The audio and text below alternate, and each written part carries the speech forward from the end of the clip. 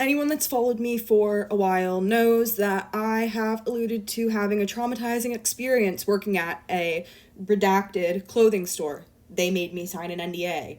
A clothing store. The NDA is up in March, and I don't know the TikTok ban, I don't know what's happening, but I do want to give you guys the tea, so I'm gonna try as best as I can to not say the name or any identifying factors. Basically, when I started working there, I remember the first weekend. So when you work retail, you know, if you know, you know.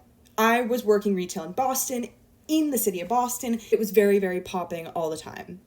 The weekends especially, the weekends were awful. And so if you've ever worked retail before, you know the weekends, you usually have to give like all your availability or partial availability. You can't get the entire weekend off. You usually have to work some part of a weekend because that's the busiest part of retail, the weekends. It was my first Saturday. Saturday is hell day. It's the worst day of the weekend.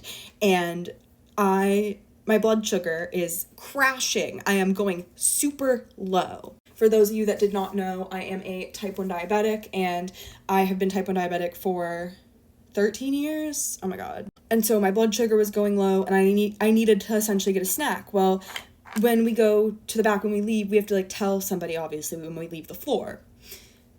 It's Saturday. Nobody's fucking around. So every other person I work with, all my other coworkers are out there working. So I tell a couple of them, I'm like, hey guys, can you please just like let them know I had to run to the back really quickly because I am gonna die. Like my blood sugar is crashing. Not really, I'm not gonna die, but like I need food. Tell me why I got in trouble. Like I came back and they were like, you need to tell a member like of leadership. Like it's not enough to just like have someone pass on the message. Like it was like running this shit like the Navy, which is ironic because they're Canadian. And that was when I realized if I wanted to stay here, I had to sit down and shut up. The story of some cunts. They did a lot more, so let me know if you want more.